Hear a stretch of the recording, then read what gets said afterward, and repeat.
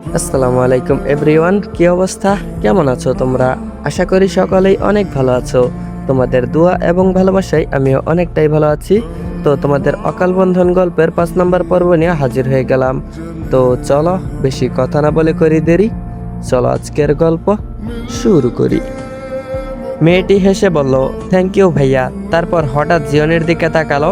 এক মুহূর্তের জন্য দুজনের চোখাচোখি হলো। পর মুহূর্তেই সে চোখ সরিয়ে জেডির দিকে তাকালো। মেয়েটার ব্রু কুঁচকে গেল। কৌতূহলী কণ্ঠে জিজ্ঞেস করলো, আয়ান ভাইয়া, ওনারা কারা? আয়ান হাসলো, আমার ফ্রেন্ড জিয়ন আর জেডি। জেডি মাথা নাড়ালো আর বলল হাই। আরিনা হেসে জবাব দিল, হ্যালো ভাইয়া। কিন্তু জিয়ন ভুলেও তার দিকে তাকালো না। আরিনা একটু অবাক হলো, এত ঠান্ডা মানুষ সে আগে কখনো দেখেনি। সে হালকা হেসে বলল, নাইস টু মিট ইউ। জিয়ন কিছু বলল না। আরিনা অপমান বোধ করলো। সে বিড়বিড় করে বলল, কি অ্যাটিটিউড রে, সামান্য কথাও বলল না। কিন্তু এইদিকে জিয়ন যেন এক ঝলক আরিনাকে দেখে ঘরের মধ্যে চলে গেছে। তার আশেপাশে কি হচ্ছে সেই দিকে তার বিন্দুমাত্র খেয়াল নেই। আরিনাকে দেখার পর তার মস্তিষ্ক যেন হঠাৎ থমকে গেছে। তার বুকের ভেতর হঠাৎ অস্বস্তি জমে উঠল। ইম্পসিবল, সে নিজেই ফিসফিস করে বলল। জিয়ন নিচের ভাবনায় এতটাই মগ্ন ছিল যে এইদিকে আরিনা তার সাথে কথা বলেছে, সে সেটা খেয়ালই করে নাই। আয়ান আর জেডি এইদিকে আরিনাকে নিয়ে ব্যস্ত হয়েছে। কিন্তু জিয়নের ভেতরে কোথাও একটা অদ্ভুত জ্বর শুরু হয়ে গেছে। সে কখনো কল্পনাও করতে পারেনি এই এয়ারপোর্টে আজকে তার অতীতের মুখোমুখি হতে হবে। হঠাৎ সে নিজের ঘর থেকে বেরিয়ে এলো। দেখলো আয়ান ফর্মাল হ্যান্ডশেক করতে আরিনার দিকে এগিয়ে যাচ্ছে। হঠাৎ জিয়ন তার বিশাল শক্তপোক্ত দেহ নিয়ে আয়ানের সামনের দিকে এলো। আয়ানের সামনে গিয়ে দাঁড়ালো জিয়ন। তার চোখে কোনো উন্মাদনা নেই, বরং স্বাভাবিকভাবেই গম্ভীর ভঙ্গিতে সে আয়ানকে সরিয়ে দিল, যেন এটা একদম স্বাভাবিক। আয়ান ব্রুকুসকে বিড়বিড় করে বলল, এখন দেখি জিয়ন ব্রোর জন্য কোনো মেয়ের সাথে হ্যান্ডশেকও করতে পারবো না। আরে বাবা, এটা আমার কাজিন। কিন্তু সামনাসামনি কিছু বলল না। দেখলো জিয়ন এমনিতেই কোনো কারণে রেগে আছে। এখন কিছু বলা মানে নিজের পায়ে নিজেই কোরাল মারা। আর আরিনাও অবাক হয়ে জিয়নের দিকে তাকিয়ে আছে। সে বুঝতে পারছে না কি হচ্ছে, কেন এই লোকটা তাদের হ্যান্ডশেক করতে দিল না। জিয়ন কোনো কিছু বলল না, তার চোখে অদ্ভুত এক স্থিরতা। আয়ান পরিবেশটা স্বাভাবিক করতে হালকা হাসি দিয়ে বলল, আরে ডিয়ার, কিছু মনে করো না। আসলে ব্রো এরকমই, সে সব কিছু পছন্দ করে না। আরিনা এবার মনোযোগ দিয়ে জিয়নের চোখে চোখ রেখে তাকালো। মুহূর্তে চোখ সরিয়ে নিতে বাধ্য হলো। লোকটার চাহনি এতটাই তীক্ষ্ণ যে তার হার্ট অদ্ভুতভাবে জোরে ধকধক করতে লাগলো। সে বুঝতে পারলো জিয়ন লোকটা ভীষণ অদ্ভুত, তবু তার চোখের এক ঝলকই যথেষ্ট সবাইকে ভয় পাইয়ে দিতে। জেডি নীরবতা ভেঙে বলল, গল্প তো অনেক হলো, তাহলে এবার যাওয়া যাক। জিয়ন তখন ফোনে কিছু করছিল। হঠাৎ আয়নের ফোনে একটি মেসেজ এলো। মুহূর্তেই আয়নের চোখ কুঁচকে গেল। মেসেজে লেখা ছিল, ক্যাব বুক করে দিয়েছি, 2 মিনিটের মধ্যেই এসে পড়বে। খবরদার ওই বাইকের পিছনে এই মেয়েটাকে উঠাবি না, যদি উঠিয়েছিস তাহলে তোর খবর আছে। মেসেজটি জিয়ন পাঠিয়েছে। আয়ন কিছুক্ষণ ভেবে ফিসফিস করে বলল, আহা ব্রো, আমাকে নিয়ে কতটা পজিটিভ, না জানি তার বউর জন্য কতটা পজিটিভ হবে। সামান্য কাজিনকে আমার বাইকের পেছনে উঠতে দিল না। Love you bro. জিয়ন উত্তর দিল না, এমনকি তাদের দিকে ফিরেও তাকালো না। মুহূর্তে একটি গাড়ি এসে তাদের সামনে থামলো। আরিনা গাড়িতে উঠে বসলো। গাড়ি চলতে শুরু করলো। তারা তিনজনও ধীরে ধীরে বাইকের দিকে এগিয়ে গেল। বাইকের ইঞ্জিনের গর্জন শুরু হলো। রোডের আলো এবং ট্রাফিকের চমক যেন তাদের জন্য অন্য একটা জগৎ খুলে দিয়েছে। তারা গাড়িটি পিছনে পিছনে যাচ্ছে। আয়ান বাইক নিয়ে জিডির পাশাপাশি গিয়ে তার দিকে তাকিয়ে বলল, বুঝি না ব্রো কি সারা জীবন এইভাবে সব মেয়েকে ঘৃণা করে যাবে? দেখলি সে আজকে আমার কাজিনকে পর্যন্ত হ্যান্ডশেক করতে দিল না। জেডি হালকা এসে বলল, তুই এখনো বুঝলি না আয়ান, জিয়ন ব্রো কারো নিয়মে চলে না, এমনকি কারোর সাথে সহজেই কিছু শেয়ার করে না। কিন্তু তার নিজের নিয়ম সে অক্ষরে অক্ষরে পালন করে চলে। জিয়ন সবার সামনে, তার বাইক দ্রুত গতিতে চলছে। তার চোখে এক ধরনের আগুন আছে যা কেউ সহজে বুঝতে পারে না। তাদের বাইক রোড ধরে এগোতে শুরু করলো। নিউ ইয়র্কের রাতের আলো, রাস্তার চকচকে দিক চিহ্ন, ট্রাফিকের হালকা চির, সব মিলিয়ে যেন তাদের জন্য আলাদা একটা জায়গা তৈরি করেছে। জিয়ন হঠাৎ থামলো। এক চোখ আড়াল করে আরিনার দিকে তাকালো। আরিনা অবাক হয়ে বাইরে তাকালো, কিন্তু নিজেকে স্থির করলো। আয়ান ব্যাকগ্রাউন্ডে কৌতূহল ভরা দৃষ্টি নিয়ে তাকিয়ে আছে। জেডি শুধু চোখে বিশাল আগ্রহ নিয়ে জিয়নের দিকে তাকিয়ে আছে। আয়ান মৃদু ফিসফিস করে বলল, জেডি ব্রো, আমি বুঝতে পারছি না জিয়ন ব্রো কেন সবসময় মেয়েদের কিনে এরকম অদ্ভুত রিয়াকশন দেখায়। আই হেড গার্লস বলে কেন? জেডি কৌতূহল ভরা ভঙ্গিতে হেসে বলল, এটাই তো ওর স্টাইল, মেয়েদের ঘায়াল করতে এটাই যথেষ্ট। কোথায় ব্রো মেয়েদের মন নিয়ে খেলবে, তা না করে সে আই হেড গার্লস নিয়ে পড়ে রয়েছে। বাইকের চাকা কংক্রিটের ওপর হালকা শব্দ করতে করতে এগোতে লাগলো। নিউ ইয়র্কের রাত যেন আরো উজ্জ্বল হয়ে উঠল। আয়ন সামান্য হেসে বলল, জিয়ন ব্রো, আমি একা গেলে হয়তো বোরিং হয়ে যেতাম, এখন ভালো লাগছে। জিয়ন কিছু না বলে শুধু হালকা মাথা নাড়ালো, আর আয়নের কথার কোনো বিশেষ প্রতিক্রিয়া দেখালো না। গাড়িটি ধীরে ধীরে একটা বিলাসবহুল অ্যাপার্টমেন্টের বিল্ডিং এর সামনে এসে থামলো। নিউ ইয়র্কের রাত, এখানে আরো নিস্তব্ধতা যেন আরো ভারী হয়েছে। নিঃশব্দতা। আরিনা গাড়ির কাছ নামিয়ে বাইরে তাকালো। উঁচু ভবন, নরম আলো, গেটের সামনে দাঁড়িয়ে থাকা সিকিউরিটি, সব মিলিয়ে জায়গাটা যেন তার চেনা জগতের চেয়েও অনেক সুন্দর। ড্রাইভার ভদ্রভাবে বলল, ম্যাম, আমরা পৌঁছে গেছি। আরিনা ব্যাগটা কাঁধে তুলে তারপর গাড়ি থেকে নামার প্রস্তুতি নিচ্ছে। ঠিক তখনই পিছনে বাইকের ইঞ্জিন থামার শব্দ শোনা যাচ্ছে। সে না তাকিয়েও বুঝতে পারলো তারাও চলে এসেছে। জীবন বাইক থামিয়ে নামলো। এক মুহূর্তের জন্য আরিনার দিকে তাকিয়ে স্থির হয়ে রইল। সেই অদ্ভুত অনুভূতি, বুকের ভিতরে জমে থাকা অচেনা চাপ। আরিনা ধীরে ধীরে পিছনে ঘুরে তাকালো। মুহূর্তে তাদের চোখাচোখি হলো। এইবার সে আর তৎক্ষণাৎ চোখ সরিয়ে নিল না। ধীরে ধীরে আয়ন আর জেডির বাইকটাও একসাথে এসে থামলো বিল্ডিং এর সামনে। আপার ম্যানহাটনের বিল্ডিংটা অনেক দূর থেকেই আলাদা করে চোখে পড়ে। উঁচু, আধুনিক, কাছে ঘেরা। রাতের আলোতে পুরো বিল্ডিংটা বরফে মোড়ানো থাকে। একটা দুর্গের মতো লাগছে। চারপাশে হাই সিকিউরিটি। গেটের সামনে গার্ড দাঁড়িয়ে রয়েছে, যা বিল্ডিং এর নিরাপত্তার ব্যবস্থা জানিয়ে দিচ্ছে। গাড়ির দরজা খুলে আরিনা নামলো। এত লম্বা বিল্ডিং সে আগে কখনো দেখেনি। সে একটু অবাক, সাথে নার্ভাস, কিন্তু তার চোখে বিন্দুমাত্র ভয় নেই। নিউ ইয়র্কের প্রথম রাত, তার ভিতরে অজানা এক উত্তেজনা ভর করেছে। আয়ন বাইক থেকে নেমে হাত ঝাড়া দিতে দিতে বলল, ডিয়ার আরি, আমি তোমার জন্য 25 নম্বর অ্যাপার্টমেন্ট বুকিং করে দেব। এখানে অনেক ভালো ভালো ফ্যামিলি থাকে, এটা তোমার জন্য সবচেয়ে সেফ হবে। আরিনা হালকা হাসলো, যেটা ঠিক মনে করো আয়ন ভাইয়া। এটা বলে তারপর বলল, আমার কোনো সমস্যা নেই। তাদের কথোপকথন ছিল, আর এইটুকু দূরে দাঁড়িয়ে ছিল জিয়ন। চুপচাপ সবকিছু শুনছিল। তার মুখে সেই চিরচেনা নির্লিপ্ত ভাব, কিন্তু তার ভিতরে কি চলছে সেটা কেউ জানে না। হঠাৎ এই প্রথম সে মুখ খুলল। তার কণ্ঠটা ঠান্ডা কিন্তু আদেশের মতো। বলল, নো নিড, এই 20 নম্বর অ্যাপার্টমেন্টটা খালি আছে, ওটাতে মেয়েটাকে উঠতে বল। এক মুহূর্তের জন্য চারপাশটা যেন থমকে গেল। আয়ান চোখ বড় করে জিয়নের দিকে তাকালো। মানে কি? কিসব বলছে জিয়ন ব্রো? আয়নের মাথার ভিতরে মুহূর্তে হাজারটা হিসাব করতে লাগলো। এই বিল্ডিংয়ে জিয়নের নিজস্ব একটা অ্যাপার্টমেন্ট আছে, 19 নম্বর অ্যাপার্টমেন্ট। প্রতি ফ্লোরে মাত্র 2টা করে অ্যাপার্টমেন্ট, 19 আর 20 ঠিক পাশাপাশি। 20 নম্বর অ্যাপার্টমেন্টটা জিয়ন কিনেছিল কয়েক বছর আগে। কারণটা খুব সিম্পল আর খুব অদ্ভুত। পাশে অ্যাপার্টমেন্টে মাঝে মাঝে মেয়েরা উঠতো, লিফটে, করিডোরে, কখনো কখনো দরজার সামনে মুখোমুখি হয়ে পড়তো, যেটা সে পছন্দ করতো না। এক কথায় বলতে গেলে সেটা একদমই সহ্য করতে পারতো না। মেয়েদের উপস্থিতিতে তার কাছে বিরক্তি লাগতো, রাগের সৃষ্টি উভয় হতো। তাই সে পুরো অ্যাপার্টমেন্টটাই কিনে নিয়েছিল, শুধু মেয়েদের সাথে মুখোমুখি হতে না পারে যেন। সেই জন্যই। আর সেই জিয়ন নাকি আজকে নিজেই বলছে 20 নম্বর অ্যাপার্টমেন্টে মেয়েটাকে উঠতে বল। আয়ন যেন বিশ্বাসই করতে পারছে না। সে হয়তো অবচেতন হয়ে কথাটা বলে ফেলেছে। তারপর জিজ্ঞেস করলো, ব্রো, তুই ঠিক আছিস তো? জেডি এতক্ষণ চুপ ছিল। সে জিয়নের দিকে তাকালো। চোখে দৃষ্টি পড়তেই বুঝে গেল এটা কোনো সাধারণ সিদ্ধান্ত না। কিন্তু সে কিছু বলল না, শুধু ঠোঁটের কোণে হালকা একটা অদ্ভুত হাসি। আরিনা বিষয়টা পুরোপুরি বুঝতে পারছে না। সে শুধু ভাবছে, সবাই হঠাৎ এমন চুপ হয়ে গেছে কেন? আয়ান একটু হকচকিয়ে গেল। পরক্ষণেই তার মাথায় একটা ব্যাখ্যা এসে গেল। সে মনে মনে ভাবলো, নিশ্চয়ই আরি ডিয়ার আমার কলিজা বলে ব্রো রাজি হয়েছে। তার মুখে স্বস্তির হাসি ফুটে উঠল। সে খুশি হয়ে জিয়নের দিকে তাকিয়ে বলল, থ্যাংক ইউ ব্রো, সত্যি আমাকে বাঁচালি। আমি কত করে আরিকে বললাম আমাদের বাসায় উঠতে, কিন্তু সে অ্যাপার্টমেন্টেই থাকবে, তাই আমি নিশ্চিত হতে পারবো এখন। জিয়ন কোনো উত্তর দিল না। তার চোয়াল শক্ত হয়ে আছে, হাতের নীল সবুজ শিরাগুলো স্পষ্ট হয়েছে। সে চোখ নামিয়ে নিল, যেন নিজের ভিতরের আগুনটা কাউকে দেখাতে চায় না। আরি ডিয়ার, এই দুইটা শব্দ তার মাথার ভিতরে কেমন যেন আঘাত করে গেল। সে হঠাৎই রেগে গেল। এই রাগ বাইরে প্রকাশ করার মতো না। এটা এই ধরনের রাগ যেটা ভেতরে জমে থাকে, নিঃশ্বাসের সাথে নিঃশ্বাস লড়াই করে। এইবার আরিনার দিকে তাকালো সে।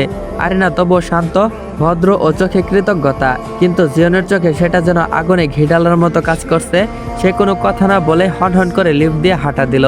আয়ন পিছন পিছন থেকে ডেকে উঠল, ব্রো। কিন্তু জিয়ন থামলো না। তার বুকের শব্দ করিডোরে ভারী হয়ে বাজতে লাগলো। লিফটের দরজা খুলে ভিতরে ঢুকলো। বোতামে জোরে চাপ দিল 19 নাম্বার। দরজা বন্ধ হয়ে গেল সাথে সাথে। লিফটের নাম্বার উঠতে শুরু করলো। জিয়ন চোখ বন্ধ করলো। তার মাথার ভিতরে শুধু একটা কথাই ঘুরছে, আমি কেন এটা করলাম। সে নিজেই বুঝতে পারছে না মেয়েদের ঘৃণা করে সে। আই হেটস গার্ল শুধু এটা একটা কথা না, তার জীবনের একটা নীতি। তবু এই মেয়েটার জন্য সে নিজের নিয়ম ভেঙে ফেলেছে। আরিনা সৈয়দ, সে জানে না এই সিদ্ধান্ত তার জীবনে কি ঝড় আনতে যাচ্ছে। সে এইটুকু জানে এই ঝড় সে নিজেই ডেকে এনেছে। লিফটের সামনে এসে আয়ান বোতাম চাপলো। জেডি মোবাইলে কিছু একটা দেখছে, কিন্তু চোখ কান সব দিকই খোলা। আরিনা নিঃশব্দে দাঁড়িয়ে আছে, হাতের লাগেজটা শক্ত করে ধরা। লিফট উপরে উঠতে শুরু করলো। কয়েক সেকেন্ডের নীরবতা। আয়ান হাসি দিয়ে বলল, লং জার্নি ছিল তাই না আরিনা ডিয়ার? আরিনা হালকা মাথা নাড়ালো আর বলল, হ্যাঁ, কিন্তু আমি এসবে অভ্যস্ত। তার কণ্ঠ শান্ত, কিন্তু ভিতরে ক্লান্তি লোকানো। লিফট থামলো। দরজা খুলতেই করিডোরের আলো চোখে পড়ল। এই ফ্লোরটা অদ্ভুতভাবে নীরব। দুই পাশে মাত্র দুইটা দরজা, 19 আর 20। জেডি প্রথমে এগিয়ে এসে বলল, এটা হচ্ছে 20 নাম্বার, এটাতে তুমি থাকবে আজ থেকে। আয়ন দরজার সামনে দাঁড়িয়ে কাঠ বের করলো। দরজা খুলতেই আধুনিক মিনিমাল ইন্টারনাল চোখে পড়ল। সবকিছু পরিষ্কার গোছানো, একেবারে নিরপেক্ষ রঙে সাজানো। আরিনা ভিতরে ঢুকতেই থমকে গেল। এই জায়গাটা অস্বাভাবিক রকমের নিখুঁত, যেন কেউ এইখানে থাকার আগে সবকিছু হিসাব করে রেখেছে। আয়ান বলল, যদি কিছু দরকার হয় তাহলে আমাকে বা জেডিকে জানাবে। আরিনা লাগেজটা পাশে রেখে বলল, থ্যাংক ইউ আয়ান ভাইয়া, এত কিছু করার জন্য। জেডি চারপাশে একবার চোখ বুলিয়ে নিল। তার চোখে সন্দেহ নেই, কিন্তু সতর্কতা আছে। সে জানে এই অ্যাপার্টমেন্টটা সাধারণ নয়।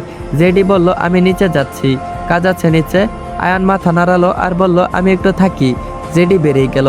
করিডোরে তার পায়ের শব্দ মিলিয়ে যেতে আবারও নীরবতা নেমে এলো। আরিনা জানালার কাছে গিয়ে তাকালো। বাইরের নিউ ইয়র্কের রাতের আলো ঝলমলে শহর, কিন্তু তার ভিতরে নীরবতা। আয়ন তার দিকে তাকিয়ে বলল, তুমি ঠিক আছো তো আরি ডিয়ার? আরিনা একটু হেসে বলল, আমি ছোট থেকে ঠিক থাকতে শিখেছি। এই কথার মধ্যে এমন কিছু ছিল যেটা আয়নকে চুপ করিয়ে দিল। সে বুঝলো আরিনা সহজ সরল মানুষ নয়। হঠাৎ পাশের দরজাটা খোলার শব্দ হলো, খুব মৃদু কিন্তু পরিষ্কার। 19 নাম্বার অ্যাপার্টমেন্টের দরজা খুলেছে। আরিনা অজান্তেই সেই দিকে তাকালো। করিডোরের অপর প্রান্তে জিয়ন দাঁড়িয়ে আছে, কালো টি শার্ট, হাতা একটু গোটানো। তার মুখের এক পাশে পড়েছে আলো, অন্য পাশে অন্ধকারে ঢাকা। তার চোখ সোজা আরিনার দিকে, কোনো হাসি নেই, কোনো অভিব্যক্তি নেই, শুধু গভীর অস্থির দৃষ্টি। আয়ন সেটা খেয়াল করলো না। সে বলল, আমি নিচে যাই এখন, নিচে গাড়িটা পার্ক করে আসি। আরিনা কিছু বলার আগেই আয়ন বেরিয়ে গেল। দরজা বন্ধ হতেই অ্যাপার্টমেন্টের ভিতরে যেন নিস্তব্ধতা আরো ঘন হয়ে গেল। আরিনা আবার করিডোরের দিকে তাকালো। জিয়ন এখনো সেইখানেই আছে। এক মুহূর্তের জন্য তাদের চোখাচোখি হলো। এইবার আরিনা চোখ সরালো না। তার দৃষ্টিতে কোনো ভয় নেই, কৌতূহল নেই, শুধু একটা প্রশ্ন। জিয়ন ধীরে ধীরে এক পা এগিয়ে এলো। তার কণ্ঠ নিচু কিন্তু স্পষ্ট, এই মেয়ে, তোমার কিছু লাগবে? আরিনা ব্রুকুসকে তাকিয়ে বলল, এই মেয়ে কি ধরনের ডাক?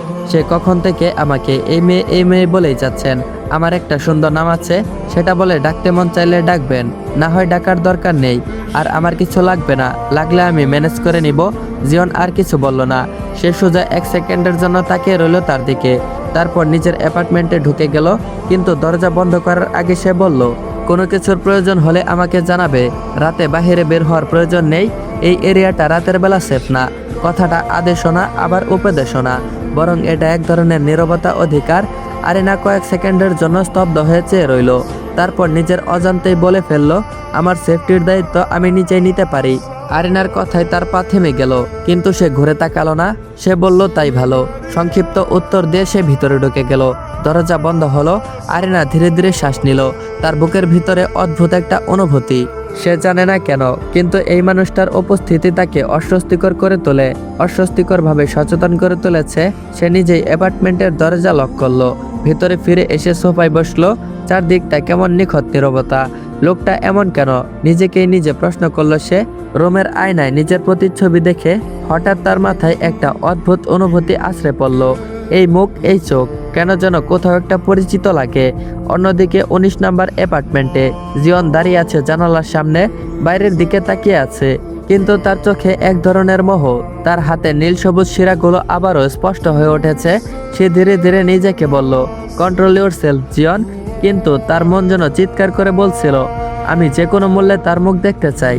নিজের অ্যাপার্টমেন্টের দরজা লক করে তারপর আরিনা একটা দীর্ঘশ্বাস ফেলল।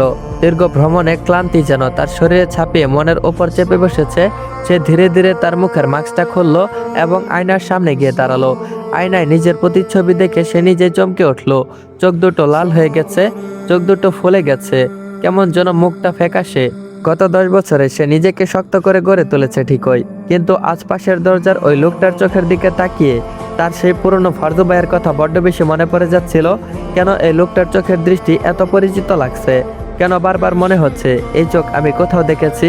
আরিনা বিড়বিড় করে নিজেকেই প্রশ্ন করলো। অন্যদিকে 19 নম্বর অ্যাপার্টমেন্টে জিয়ন তখনও অস্থির হয়ে রয়েছে। সে ড্রয়িং রুমে পায়চারি করছে, হাতে সেই ছোট্ট খরগোশের বাচ্চাটা। সে সাধারণত কখনো নিজের ওপর নিয়ন্ত্রণ হারায় না, কিন্তু আজ কেন জানি তার মস্তিষ্ক আর হৃদয়ের যুদ্ধের নিয়ন্ত্রণ হারিয়ে ফেলেছে। সে বারান্দার স্লাইডিং রুমটা খুলে বাইরে গিয়ে দাঁড়ালো। নিউ ইয়র্কের কনকনে ঠান্ডা বাতাস তার তপ্ত কপালে এসে লাগলো। ঠিক পাশের বারান্দাটায় 20 নম্বরের মাঝখানে একটা কাচের পার্টিশন।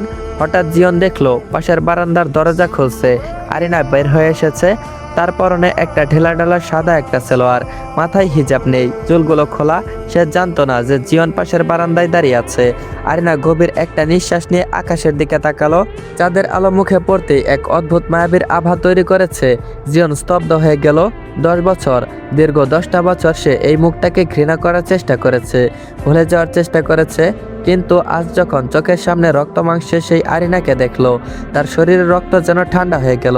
এটি সেই আরিনা, তার ছোট্ট বউ, যার জন্য একসময় তার বাবার হাতে চর খেয়েছিল, যাকে শাসনের নামে আগলে রাখত। জিয়নের হাতের মুঠো শক্ত হয়ে এলো। তার ভেতরে থাকা জিয়ন চিৎকার করে বলছে, তাকে দূরে সরিয়ে দাও, সে তোমার যন্ত্রণার কারণ। কিন্তু ভেতরে থাকা ফারজিয়ন সত্তা ডুকরে কেঁদে উঠল। হঠাৎ আরিনা টের পেল কেউ তার দিকে তাকিয়ে আছে। সে পাশ ফিরে দেখলো পাশের অ্যাপার্টমেন্টের বারান্দায় জিয়ন দাঁড়িয়ে আছে। জিয়নের চোখে এখনো অদ্ভুত বিষাদ আর রাগের আভা। আরিনা অপ্রস্তুত হয়ে পড়ল। সে দ্রুত নিজের মাথায় ওড়না টেনে বলল, আপনি এখনো ঘুমাননি? জিয়ন কোনো উত্তর দিল না। সে শুধু আরিনার চোখের দিকে তাকিয়ে রইল। তার কণ্ঠস্বর বের হতে চাইছে না। কয়েক সেকেন্ডের নীরবতা ভেঙে অন্তত রুক্ষ সুরে বলল সে, বারান্দায় এসে দাঁড়িয়ে থাকা এত রাতে নিরাপদ নয়, ভেতরে চলে যান। আরিনা এবার একটু বিরক্ত হলো। লোকটার ভালো কথার মধ্যেও যেন সবসময় একটা আদেশের সুর কেন থাকে। সে পাল্টা জবাব দিয়ে বলল, আমি তো নিচের বারান্দায় দাঁড়িয়ে আছি, এখানেও কি আপনি নিয়ন্ত্রণ করতে চান? জিয়ন এক পা এগিয়ে এলো পার্টিশনের একদম কাছে। তার উচ্চতা আর ব্যক্তিত্বের চাপে আরিনা এক পা পিছিয়ে গেল। জিয়ন নিচু গলায় বলল, নিয়ন্ত্রণ করার শখ আমার নেই, তবে আমার আশেপাশে কোনো বিশৃঙ্খল আমি পছন্দ করি না। আপনি আমার পাশের অ্যাপার্টমেন্টে আছেন, তাই সেখানকার নিয়ম আমারই চলবে।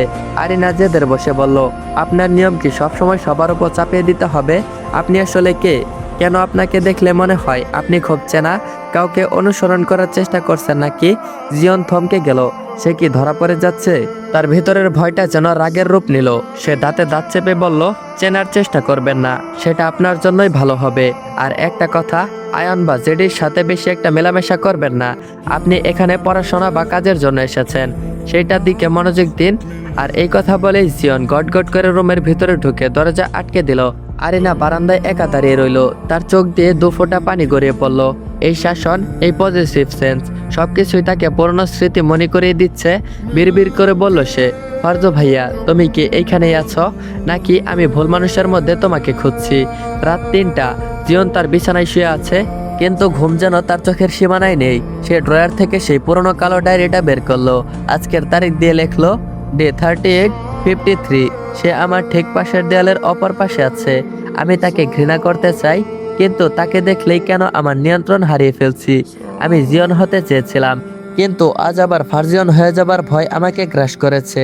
সে ডায়েরিটা বন্ধ করে পাশ ফিরল। সে এই প্রথম হয়তো ডায়েরিতে এত বেশি কিছু লেখলো।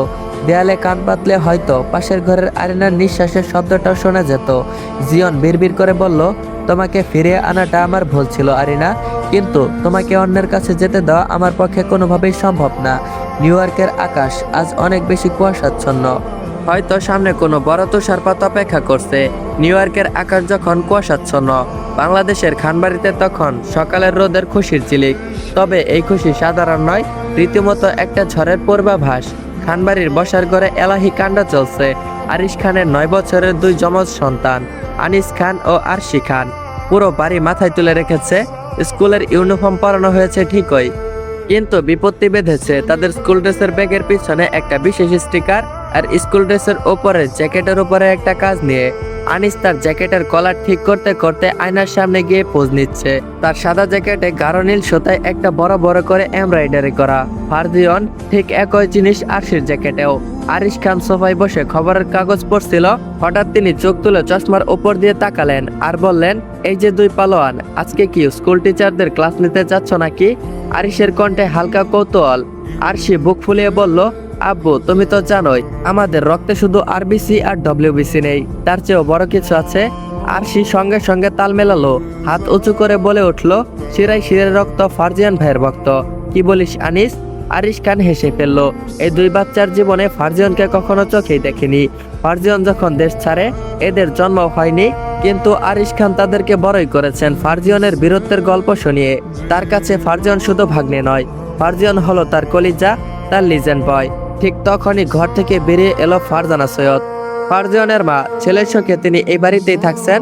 আসিস আর আরশিকে তিনি নিজের সন্তানের মতোই ভালোবাসেন। ফারজানা হাসি মুখে বললেন, ওরে আমার ফারজু ভক্তরা, নাস্তা কি করতে হবে নাকি ফারজু ভাইয়ের গল্প শুনেই পেট ভরবে? আসিস দৌড়ে গিয়ে তারপর ফুপিকে জড়িয়ে ধরল। ফুপি, তুমি যখন বলো ফারজু ভাইয়া 16 বছর বয়সে কিভাবে চকলেটের ঘুষ দিয়ে বিয়ে করেছিল, আমাদের তখন মনে হয় আমরা কেন এত পিছিয়ে রয়েছি। আমরা তো এখন আপডেট জেনারেশন। আরশি সোফায় বসে পা দোলাতে দোলাতে যোগ করলো, একদম। আমাদের স্কুলে তো অলরেডি ড্রিম সেট আপ হয়ে গিয়েছে। আমার ফ্রেন্ড নীলা আর জুই তো ঠিক করেই ফেলেছে ওরা চকলেট ঘুষ দেওয়া ছেলেকে বিয়ে করবে, জাস্ট লাইক ফারজু ভাই। আরিশ খান এবার গম্ভীর হওয়ার ভান করলেন, এই যে আধুনিক জামানার আপডেট ছেলেরা, মাত্র 4র্থ শ্রেণীতে পড়ো তোমরা। তোমাদের এখন কাজ হলো ভালো করে মন দিয়ে পড়াশোনা করা। এই ফারজিয়ন নাম লেখা জ্যাকেটগুলো স্কুলে পড়ার জন্য। তোমরা যে কান্নাকাটি শুরু করে দিয়েছিলে তার জন্য প্রিন্সিপাল স্যারের সামনে আমাকে হাজির হতে হয়েছিল। সেগুলো কথা কি আবার মনে করিয়ে দিতে হবে তোমাদের? আসিস ব্রুকুসকে বলল, আব্বু don't be so old school. ফারজিয়ন ভাইয়া আমাদের মোটিভেশন, পুরো স্কুল এখন তার ফ্যান। টিচার যখনই জিজ্ঞাসা করে তোমাদের আইডলকে, সবাই চিৎকার করে বলে ফারজিয়ন সৈয়দ। ফারজানা সৈয়দের চোখ ভিজে এলো। ছেলে নেই পাশে ঠিকই, কিন্তু এই ছোট ছোট প্রাণের মধ্য দিয়ে তিনি তার ছেলেকে ফারজিয়নকে প্রতিদিন ফিরে পান। আশিস হঠাৎ ব্যাগ কাঁধে তুলে নিয়ে বলল, চল আরশি, লেট হয়ে যাচ্ছে। আজকে ক্লাসের সবাইকে ফারজু ভাইয়ের সেই কুংফু ফাইট যা তারা বাবার কাছে শুনেছে আর চকলেটের সেই কিংবদন্তি গল্পটা আবারও শোনাতে হবে সবাইকে। যাওয়ার সময় তারা দুজনেই আরিশ খানের দিকে তাকিয়ে বলল, একসাথে শিরায় শিরায় রক্ত ফারজিয়ন ভাইয়ের ভক্ত। টাটা আব্বু। এটা বলেই তারা চলে গেল। আরিশ খান মাথা নাড়ালেন, বিড়বিড় করে বললেন, এই বাচ্চাগুলো যে কবে বড় হবে। জজ হয়েও এদের আইনের মার পেঁচে ফেলতে পারলাম না, বড়ই আপডেটেরা। ফারজানা সৈয়দ দরজার দিকে তাকিয়ে মনে মনে বললেন, যে ছেলেটাকে এক সময় কোলাঙ্গার বলা হয়েছিল সেই ছেলেটাই আজ এক নতুন প্রজন্মের স্বপ্নের হিরো। আমার ফারজু কি কোনোদিন জানবে তাকে নিয়ে এইখানে প্রতিদিন একটা নতুন পৃথিবী করা হচ্ছে। আসসালামু আলাইকুম এভরিওয়ান। তো অকাল বন্ধন গল্পের 5 নম্বর পর্বটা এইখানে এন্ড করা হলো। তো গল্পটা তোমাদের কাছে কেমন লাগতেছে বা আজকের পর্বটা তোমাদের কাছে কেমন লাগছে অবশ্যই কমেন্ট বক্সে জানিয়ে চাপা। আর হ্যাঁ গাইস, আজকের পর্ব থেকে পরবর্তী যে পর্বগুলো আসবে সবগুলো পর্বই খুবই ইন্টারেস্টিং হতে চলেছে। তোমরা যারা যারা মিস করেছো সবাই আগের পর্বগুলো দেখে আসো। আর হ্যাঁ গাইস, আজকের ভিডিওতেও একটা টার্গেট থাকবে, যদি তোমরা এই ভিডিওতে 200 কমেন্ট প্লাস 500 লাইক কমপ্লিট করে দিতে পারো তাহলে খুব শীঘ্রই আমি আরও লং করে দেওয়ার চেষ্টা করব ভিডিওটা। আমি বলেছিলাম আজকের ভিডিওটা লং করে দিব যদি তোমরা টার্গেট কমপ্লিট করে দিতে পারো। আর দেখো তোমরা টার্গেট কমপ্লিট করে দাওনি, তারপরও আমি তোমাদের জন্য ভিডিওটা লং করেছি। মোটামুটি অনেকটাই লং করার চেষ্টা করেছি, যদিও বেশি একটা বড় করতে পারি নাই, তারপরও আমি চেষ্টা করেছি একটু বড় করে দেওয়ার। আর হ্যাঁ গাইস, আজকের ভিডিওর টার্গেটটা যদি কমপ্লিট করে দিতে পারো তাহলে খুব শীঘ্রই আমি পরবর্তী পর্ব নিয়ে আসব। আর পরবর্তী পর্বতে আমি 30 মিনিট প্লাস ভিডিও দিব যদি তোমরা টার্গেট কমপ্লিট করতে পারো। আর যারা যারা চ্যানেলে নতুন এখনো চ্যানেলটা সাবস্ক্রাইব করো নাই তারা অবশ্যই চ্যানেলটা সাবস্ক্রাইব করে বেল আইকন নোটিফিকেশনটা অন করে রাখবা, যাতে করে পরবর্তী পর্ব আসার সাথে সাথেই তোমরা দেখতে পারো। আর হ্যাঁ গাইস, এই ভিডিওর টার্গেটটা কমপ্লিট কিন্তু করে দিতে হবে তোমাদের। আর যদি করে দিতে পারো তাহলে আমি 30 মিনিট প্লাস ভিডিও দিব, আর না হয় দিব না, 20 মিনিট অথবা 18 মিনিট বা 22 মিনিটের দেওয়া হবে। তো গাইস, আজকের জন্য এ পর্যন্তই ছিল। তো দেখা হচ্ছে পরবর্তী পর্বে, ততক্ষণ পর্যন্ত সবাই ভালো থাকবা, সুস্থ থাকবা। আল্লাহ হাফেজ।